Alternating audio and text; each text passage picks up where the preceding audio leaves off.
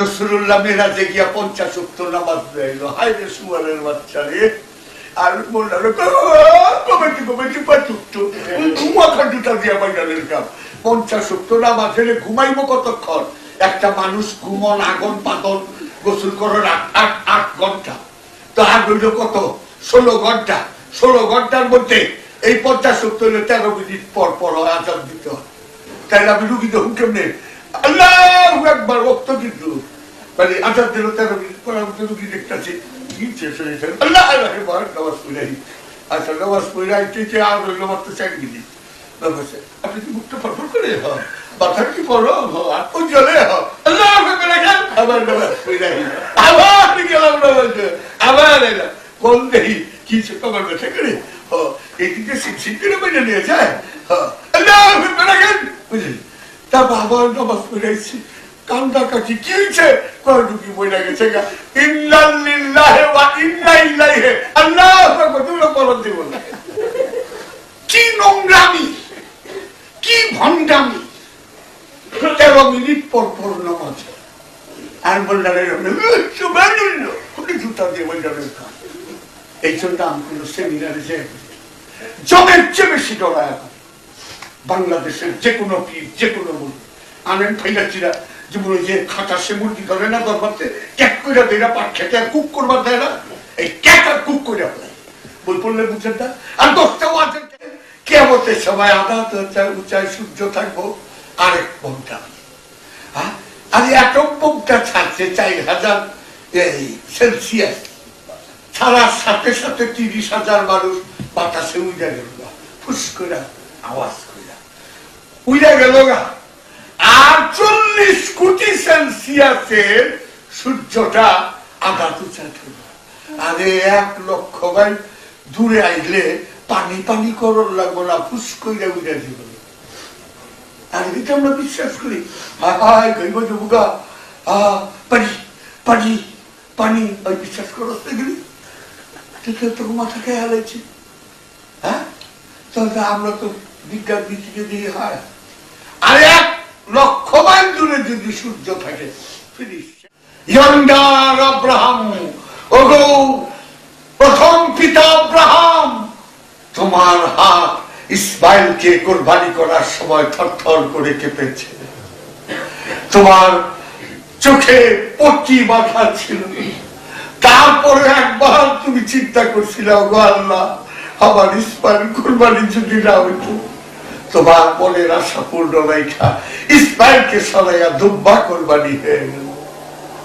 হ্যাঁ আরে ওইখানে তো দুব্বা কুরবানি হইল, ওইখানে তো ইসমাইল গর্দানটা রাখছিল।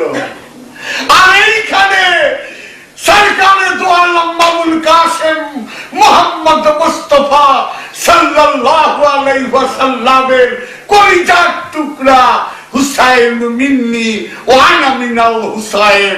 হুসাইন আমার থেকে আসছে, আমি মুহাম্মদ হুসাইন থেকে আসছি।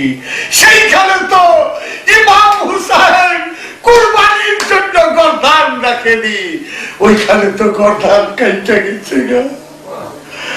ওইখানে ইসমাইলের তো গর্দান কাটে নাই, কাটছিল তুব্বা।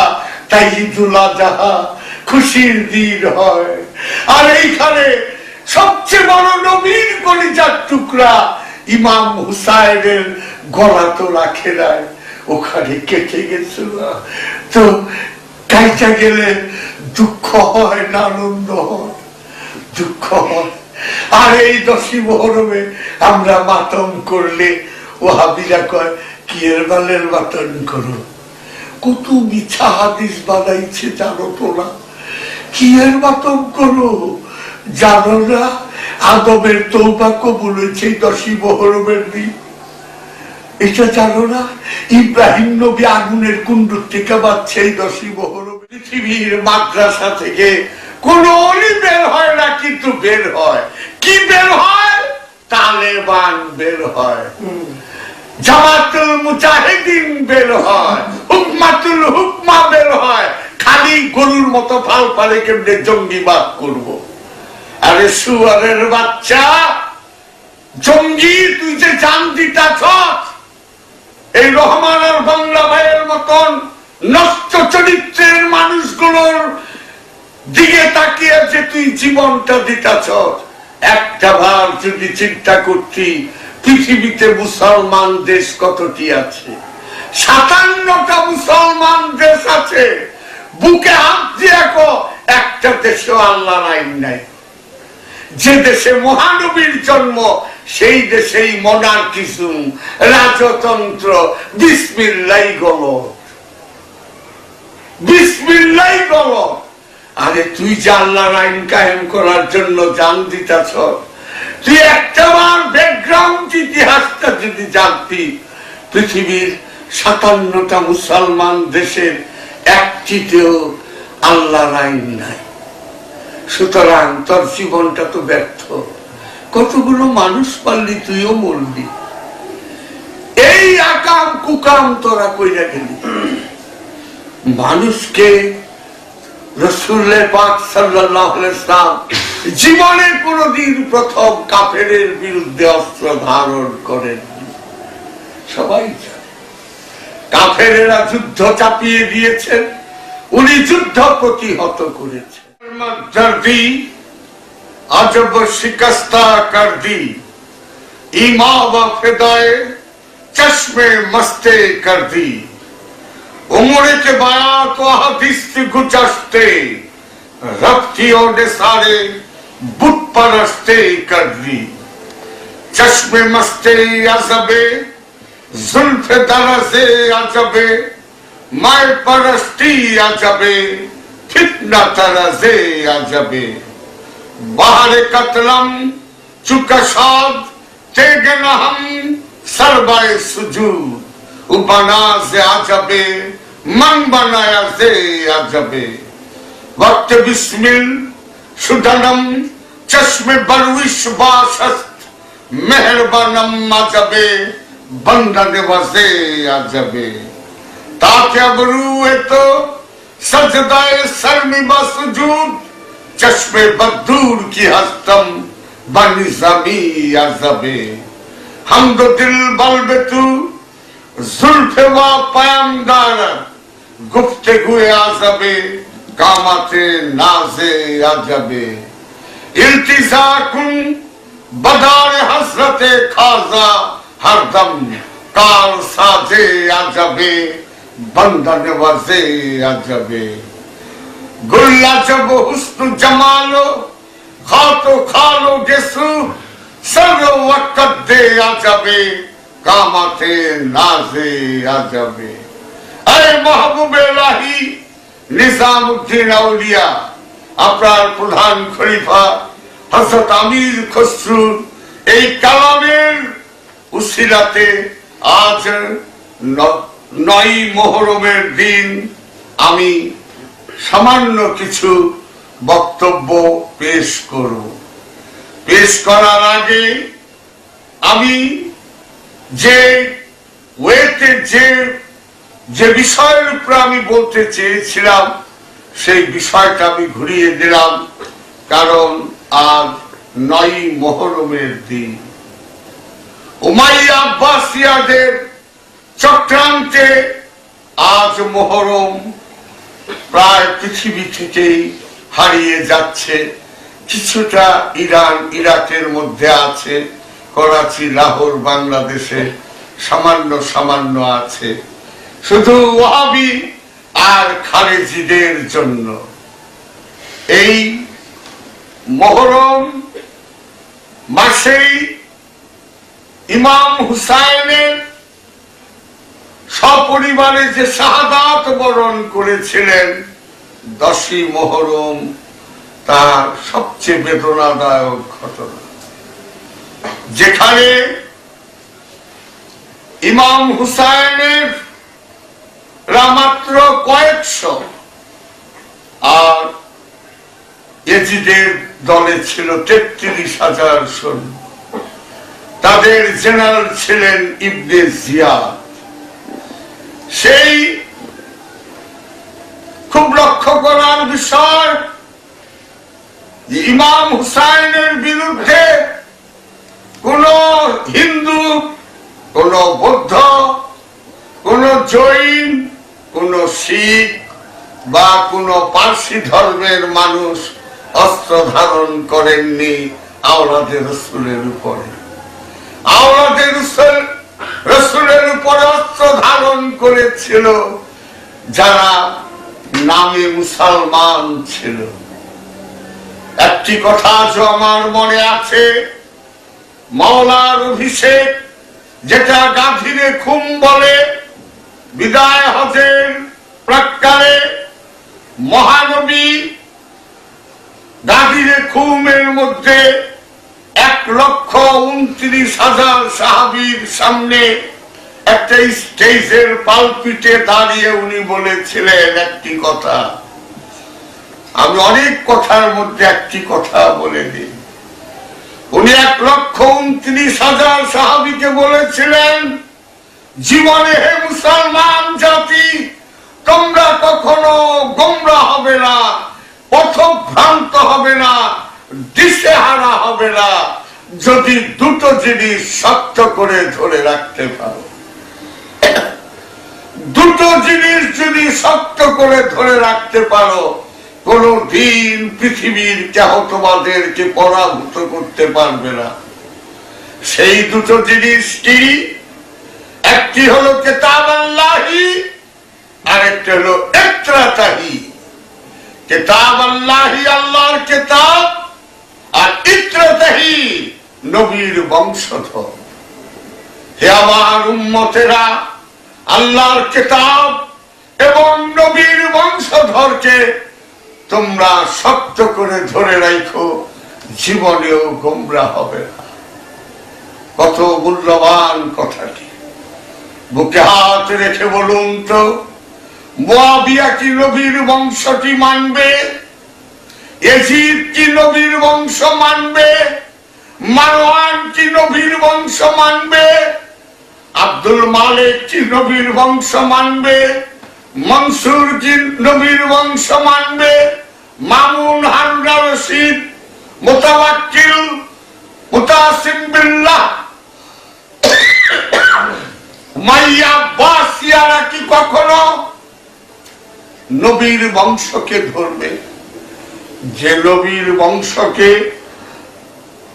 বংশের বিরুদ্ধে যারা অস্ত্র ধরেছে, নবীর বংশকে যারা কারবালার রণপ্রান্তরে নিষ্ঠুর ভাবে শহীদ করেছেন, তারা কি করে এটা মানেন যে কিতাব আল্লাহি ওয়াল ইত্রাতাহি, আল্লাহর কিতাব এবং নবীর বংশধরকে শক্ত করে ধরে রেখো? তারা তো এটা পারে না। তাই উমাইয়া বাসিয়ারা করলো কি? বিরাট একটা চক্রান্ত করলো। 1,29,000 সাহাবীর সামনে নবীর বংশকে শক্ত করে ধরো, এই হাদিসটি কাটার কারো ক্ষমতা রইল না। কিন্তু হাদিসটাকে অন্ধকারে ফেলে দিলেন ওয়াহাবি, খারেজি, উমাইয়া বাসিয়ারা। তারা আবার একটা হাদিস বানাইলেন। সেটা কি? তারা বললেন নবীর দুইটা জিনিস শক্ত করে ধরে রাখো, গোমরাহ হবে না। একটা কি? কিতাব আল্লাহি, আর একটা হলো সুন্নাতিহি। একটা আল্লাহর কিতাব আর একটা নবীর সুন্নাত। আজ বাংলার বুকে প্রত্যেক মৌলবী টেলিভিশনের মধ্যে আমরা শুনি যে আল্লাহর কিতাব এবং নবীর সুন্নাত পালন করলেই যথেষ্ট। আজকে কোথায়, কোন পর্যায়ে আমরা নেমে গেছি? নাই নবীর বংশ, কোন টেলিভিশনের চ্যানেলে নবীর বংশ বলে না। দেলোয়ার হোসেন সাইদির কণ্ঠে শুনলাম না নবীর বংশ, কামাল উদ্দিন জাফরির মুখে শুনলাম না মাওলানা আবুল কালাম আজাদ। কারণ এরা সব সৌদি আরবের বিকা হুয়া আলেম, বিক্রি হয়ে যাওয়া আলেম। এই বিকা হুয়া আলেমরা নিজের বিবেককে বিক্রি করে দেয়। সুতরাং আমরা এখন সবাই আমাদের মন মগজের মধ্যে ঢুকে গেছে যে আল্লাহর কিতাব আর নবীর সুন্নাত পালন করলেই যথেষ্ট। অথচ 1,29,000 সাহাবীর সামনে মহানবী বলেছিলেন, গোমরা হবে না, আল্লাহর কিতাব এবং নবীর বংশকে শক্ত করে ধরে রেখো। নবীর বংশ কারা?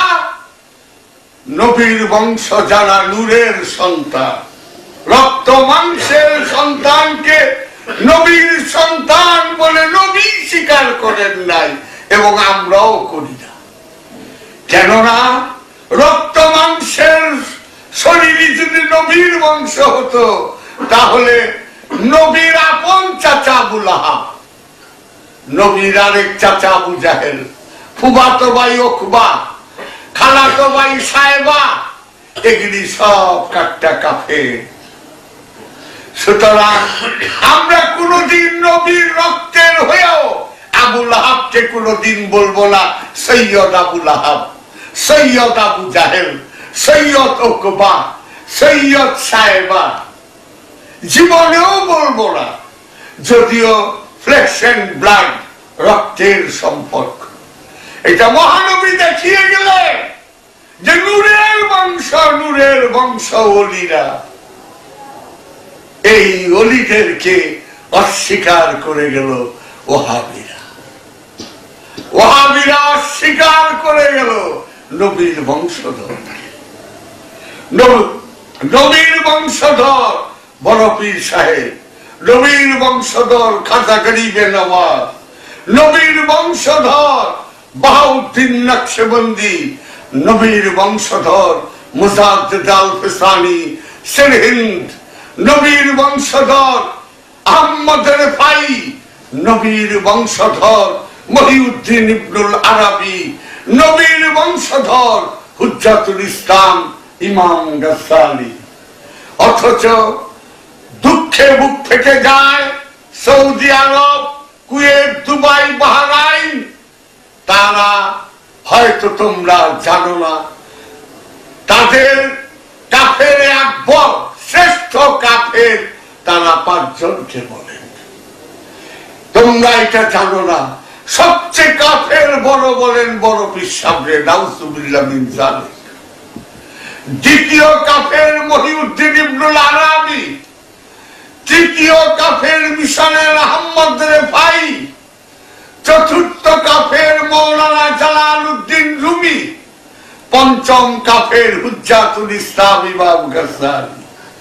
ইসলামের কি থাকে? আজকে ওহাবিদের, খারেজিদের ইসলাম দিয়া বাংলাদেশের মসজিদ মাদ্রাসা ভরপুর। সুতরাং সত্য জানবো কেন? সত্যের পদে পদে কাটায় ভরা। আজ যেখানে মহান খাজা গরিবে নওয়াজ সুলতানুল হিন্দ দের যে ছবি, উনি তো হুসাইনি হাসান, উনার যে ছবিটা তার রওজা মুবারকে 8-9 ঘন্টা ছিল, সেদিন বর্তমান সংলাপ পত্রিকায় পড়লাম, সেটা প্রচার হতে দেয় নাই সৌদির ওহাবিরা, সেটা প্রচার হতে দেয় নাই। কারণ সুফিজম এসে পড়ে, ফকিরি লাইন এসে পড়ে। আল্লামা ইকবালকে অনেক আগেই বাদ দিয়ে দিচ্ছে, কারণ উনি বলছেন তেরা তরিকা আমিরি নাহি ফকিরি হ্যায়, খুদি না বেচে গরিবি মে নাম পয়দা কর। ইকবালের মানে কি করে কথাটা বুঝছো? সুতরাং আজ বুক ফেটে যায় যে সুফিবাদের বই সারা বাংলাদেশে পাওয়া যায় না। নাই, সুফিবাদের মূল ভিত্তির বই মাওলানা জালালউদ্দিন রুমির মাসনবী শরীফ, সেই মাসনবী শরীফের একটি অনুবাদও নাই। এমদাদিয়ানা হামিদিয়ানা করছে, মাশাআল্লাহ, ওহাবি গোলাপি ওহাবির গন্ধ আসে। আজ মাওলানা জালালউদ্দিন রুমির মাসনবী শরীফ অনুবাদ নাই, অন্যগুলোতে বাদই দিলাম। বুক ফেটে যায়। দেওয়ানে বুয়ারি সাকারান্দারের অনুবাদ নাই,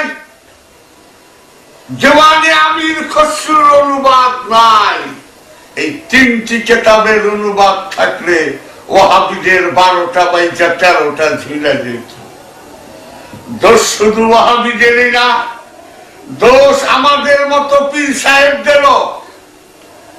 আজ আত্মশীল পীরেরা, এটা কোনো বদনাম না, বৎসরে গুরু দক্ষিণা কমসে কম 100 থেকে 120 কোটি টাকা পায়।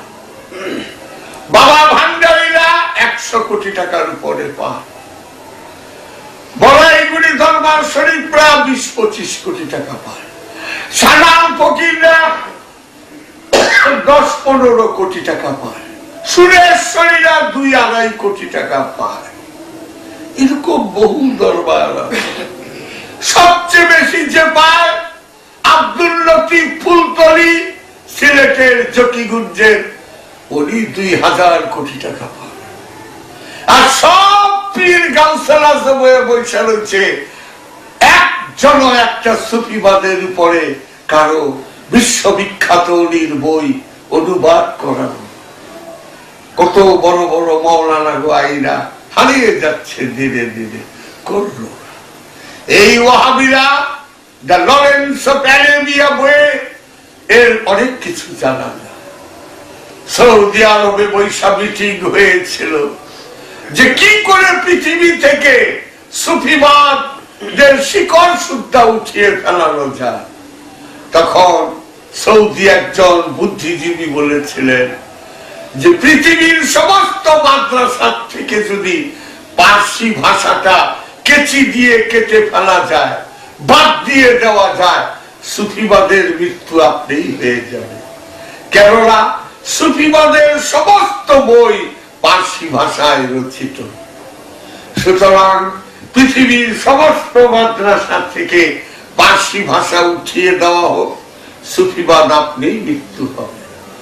আজ বুকে হাত দিয়ে চিন্তা করো তো, শাহ সুফি ফতে আলী শাহ সেই দিনের ক্যালকাটার আলিয়া মাদ্রাসার একজন অধ্যাপক ছিলেন।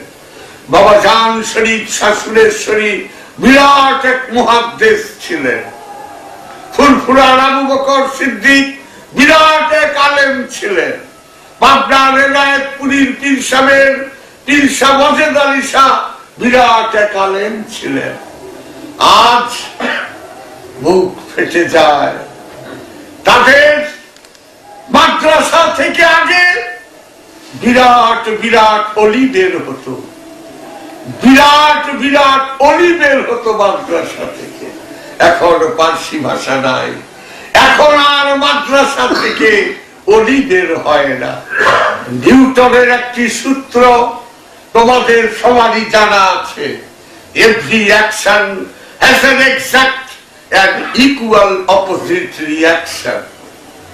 এটা প্রত্যেক অ্যাকশনের ঠিক পুরোপুরি রিয়াকশন থাকে। আজ পৃথিবীর মাদ্রাসা থেকে কোন অলি বের হয় না, কিন্তু বের হয় কি? বের হয় তালেবান বের হয়, জামাতুল মুজাহিদিন বের হয়, হুকমাতুল হুকমা বের হয়। খালি গরুর মতো ফাল পালে কেমনে জঙ্গিবাদ করব। আরে শুয়ারের বাচ্চা, জঙ্গি তুই যে জান দিতাছ, এই রহমান আর বাংলা ভাইয়ের মতন নষ্ট চরিত্রের মানুষগুলোর দিকে তাকিয়ে যে তুই জীবনটা দিতাছ, একটা বার যদি চিন্তা করতি পৃথিবীতে মুসলমান দেশ কতটি আছে? 57টা মুসলমান দেশ আছে। বুকে হাত দিয়ে একটা দেশেও আল্লাহর আইন নাই। যে দেশে মহানবীর জন্ম সেই দেশেই মনার্কিজম, রাজতন্ত্র, বিসমিল্লাহ গলত, বিসমিল্লাহ গলত। আরে তুই যে আল্লাহর আইন কায়েম করার জন্য জান দিতাছ, তুই একটাবার ব্যাকগ্রাউন্ড ইতিহাসটা যদি জানতি, পৃথিবীর 57টা মুসলমান দেশের একটিতেও আল্লাহর আইন নাই। সুতরাং তোর জীবনটা তো ব্যর্থ। কতগুলো মানুষ পারলি, তুইও মরলি। এই আকাম কুকাম তোরা কইরা গেলি। মানুষকে রাসূলে পাক সাল্লাল্লাহু আলাইহি ওয়াসাল্লাম জীবনে কোনদিন প্রথম কাফেরের বিরুদ্ধে অস্ত্র ধারণ করেন। সবাই কাফেরেরা যুদ্ধ চাপিয়ে দিয়েছেন, উনি যুদ্ধ প্রতিহত করেছেন, এটা সবাই জানে। আজ সুফিজম পদে পদে কেন মার খাচ্ছে? একদিকে ওয়াহাবি খারেজিদের ব্যাপক প্রচার।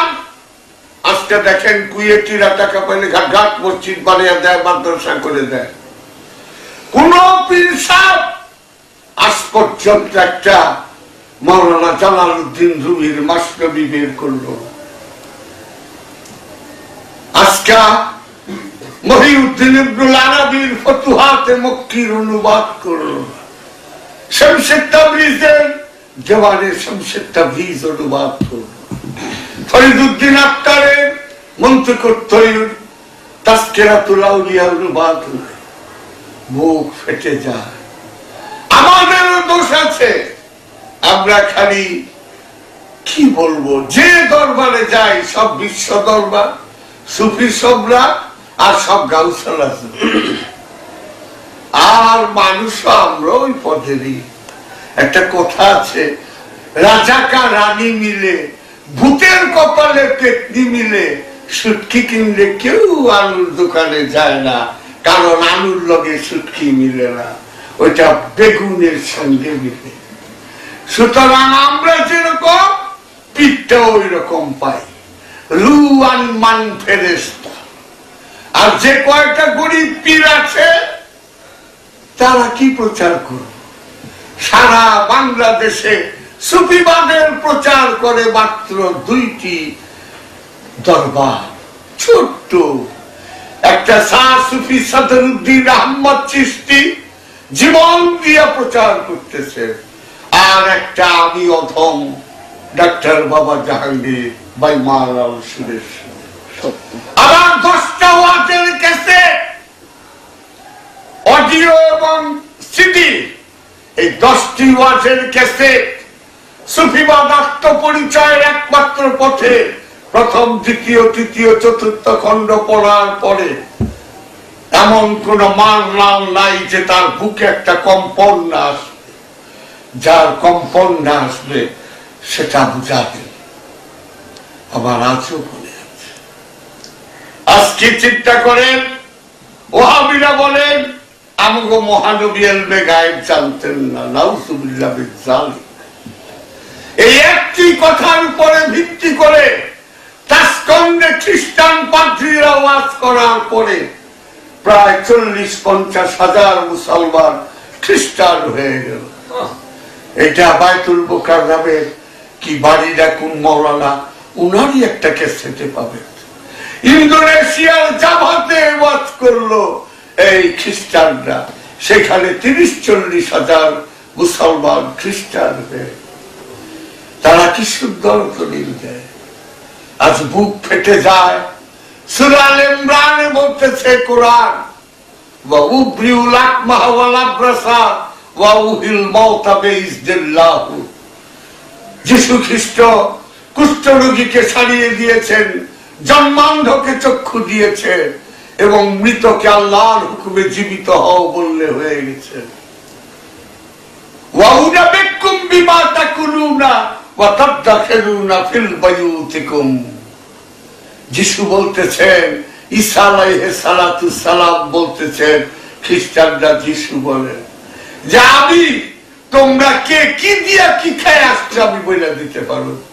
তুমি আলু ভর্তা দিয়ে ভাত খেয়েছো, তুমি মুসুরির ডাল দিয়ে খেয়েছো, তুমি শুটকি দিয়ে খেয়েছো, তুমি মহিষের গোস্ত দিয়ে খেয়েছো, আমি সব বলে দিতে পারো। শুধু তাই না, ফিল বায়ুতিকুম, তোমাদের বাড়ির কোথায় কি আছে, কোথায় খন্তা, কোথায় কোদাল, কোথায় টুকরি, কোথায় তোমার ওয়ার্ড্রপ, সব বলে দিতে পারো। কোরআন, কোরআন। সুবহানাল্লাহ। বোধ হয় 59 নম্বরটা কত নম্বর বোধ হয় আমি ভুলে গেছি। আজকে চিন্তা করে বলে নবী এলমে গায়েব জানে না। তাহলে ইসালে খ্রিস্টান পাদ্রীরা কয়, এই দেখো তোমাদের কোরআন বলতেছে ঈসা নবী যীশু খ্রিস্ট গায়েব জানে, অথচ তোমাদের নবী জানে না। এই দেখো, কোন নবী বলো? তুমি বলো, তুমি বলো কোন নবী বলো। কিভাবে মাথায় বাড়ি দেয়, আরে রাম ছাগলের দল, হায় রে ওয়াহাবি খালেজি। আজকে মনে পড়ে সেই আলীর সঙ্গে নাহওয়ানের যুদ্ধ হয়েছিল এই ওয়াহাবি খালেজিদের। সেই যুদ্ধের আগে মাওলা আলী বলেছিলেন যে রক্তপাত করব, এর আগে দেখো সন্ধি হয় কিনা, একটা সন্ধি চুক্তি হয় কিনা। কিন্তু দেখা গেল সন্ধির আগে উনি বলে দিলেন তার ভক্তবৃন্দকে, যারা বড় বড় জ্ঞানী, খবরদার কোরআন দিয়া বুঝাতে যেও না, কেননা কোরআনের একটা আয়াতের অনেক রকম অর্থ করা যায়, যুক্তি দিয়ে বুঝাই। এটা স্বাভাবিক, কারণ কোরআনের সূরা লুকমানের 27 নম্বর আয়াতেই বলা আছে যে সমস্ত দুনিয়ার পানিগুলি যদি কালি হয় আর গাছগুলো যদি কলম হয়, তবু কোরআনের তাফসীর লিখে শেষ করা যাবে না। এবং এরকম 7 বার পানি, 7 বার গাছগুলো কলম হইলেও শেষ হবে না। আর আমরা এতটুকু রেখেই কই শেষ, আমরা এতটুকু রেখেই কই শেষ। সব জায়গা যায় মৌলবীরা। তাই নরওয়ের দার্শনিক সোরেন কেরকিগার্ড একটা কথা বলেছিলেন, হে আমার শিষ্যরা, তোমরা জেনে রাখো, নরওয়ের দার্শনিক সোরেন কেরকিগার্ড একটা মহামূল্যবান কথা বলেছিলেন। উনি তার শিষ্যদেরকে বলেছিলেন, হে আমার শিষ্যরা, তোমরা এই কথাটা কোনোদিন ভুলবে না, যে মানুষটি সব প্রশ্নের উত্তর দিতে জানে সে একজন বিপজ্জনক মানুষ, তার থেকে দূরে থাকো। A man who knows that every answer of the question, he is a furious man, he is a dangerous man, be off from him. বড় মূল্যবান কথা বলেছে। আজকে বুক ফেটে যায়। সূরা মারেজের কোরআনের একটি আয়াত আছে, ফালা উকসিমু বিরাব্বিল মাশারিকি ওয়াল মাগারিবি ইন্নাল্লাহ কাদিরু। বলো তোমার আল্লাহ কোটি কোটি পূর্ব দিক, কোটি কোটি পশ্চিম দিকের মালিক। তাফসীর কারক মহা ফাপড়ে পড়ে যায়, কই কি জানলাম, পূর্ব একটা, পশ্চিম একটা, উত্তর একটা, দক্ষিণ একটা। আল্লাহ কয় একটা পূর্ব, কোটি কোটি পূর্ব, কোটি কোটি পশ্চিম। হাইতে কি কয়? তাফসীরে ইবনে আব্বাস থেকে নিয়া 1969 পর্যন্ত যতটি কোরআনের তাফসীর, সবের অনুবাদ লিখেছে, সবের ব্যাখ্যা লিখেছে, কিন্তু এর ব্যাখ্যা আবিষ্কার হয় 1969। কি লিখেছে তারা জানে, তারা লিখেছে এখান থেকে এই পর্যন্ত পূর্ব, এক হাত দূর দূর দিয়ে গুতা দাও, একটা পূর্ব, দুইটা পূর্ব, তিনটা পূর্ব, এরকম অসংখ্য পূর্ব হয়ে। তবু একবার বললো না ইবনে আব্বাস থেকে নিয়ে 69 পর্যন্ত যে কোরআনের এই আয়াতের অর্থটি আমার জানা নাই। অধম জাহাঙ্গীর কোরআনের তাফসীরও লিখিনি, 15 পারা অনুবাদ করেছি, 1 থেকে 150 বার লিখছি, কোরআনের এই আয়াতের অর্থ আমার জানা নাই। আচ্ছা, সেইখানে কোরআনের কি করে এটা আবিষ্কার হলো? কোরআন যে মহাসাগর, তার একটি ছোট্ট দলিল দিয়ে যায়। 69-এ প্রথম মানুষ চাঁদে গমন করে। চাঁদের যে মলিকুলসটা মেইন পরিচালকের নাম ছিল কলিন্স, আর ওখান থেকে ভেঙে যে অংশটি চাঁদে নেমেছিল, সেই চাঁদের থেকে দুজন ছিল, একজনের নাম এলভিন, আরেকজনের নাম আর্মস্ট্রং। হিউস্টন নাসা স্টেশনে টেলিভিশনের মধ্যে সবচেয়ে বড় বৈজ্ঞানিক বসা, ডাইরেক্টর যেরকম নায়ক নায়িকারে বলে এমনি চলো, ঠিক পেছনের থেকে বৈজ্ঞানিক চালাইতেছে। আর্মস্ট্রং এখান থেকে মাটি নাও, এখান থেকে এটা করো, ওইটা করো, যা করে তাই করে। সব কাজ করার পরে শেষ পেশ বৈজ্ঞানিক বললেন, dear Armstrong, set our national flag in the east. আমাদের জাতীয় পতাকাটি পূর্ব দিকে গেড়ে তোমার মলিকুলসে উঠে যাও।